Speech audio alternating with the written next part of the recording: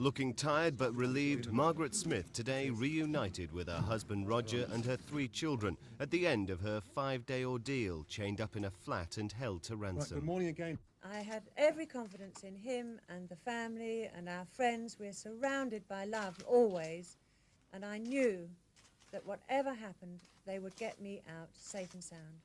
She was kidnapped from the family home in Markyate near Dunstable last Thursday. Roger Smith, a millionaire businessman and deputy chairman of Luton Town Football Club, arrived home to find a half-ironed shirt on the ironing board, his wife gone. Mr. Smith then went to the police. Detectives decided from the start to impose a news blackout with the agreement of all newspapers, television and radio stations. Then began Operation Kiwi.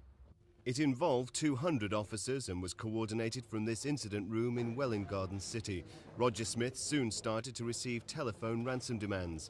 In one call on Friday, the kidnapper demanded £500,000. Later, he repeated the demand, but was told by Mr. Smith he couldn't get that kind of money. The next day, the demand was reduced to £250,000. All the time, police were monitoring the calls. It was a very difficult voice to understand, and was described by Mr. Smith as a Dalek-type voice. Did he become known as the Dalek among the detectives? Yes, he did. He'd used a distortion device which disguised his voice and added to the menace. Well, the most I can get towards, I think, the bank's only got a limited amount of cash at this time. Possibly 40. The last demand was received yesterday on a recorded cassette left in a road outside Hemel Hempstead. It included a message from Mrs. Smith herself.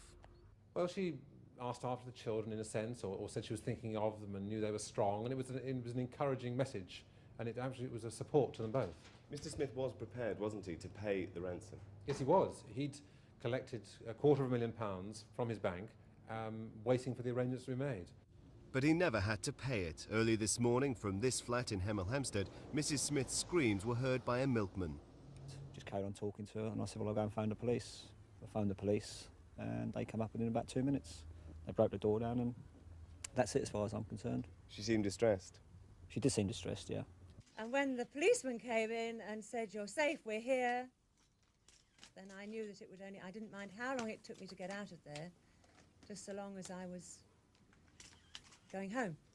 What pleases me particularly, not only it was a brilliant success for us as a family, but it's also a brilliant textbook success for the police. But police have revealed that officers called round at the flat 4 days ago to investigate a noise and reported it empty. An investigation is now underway into why they didn't find Mrs. Smith.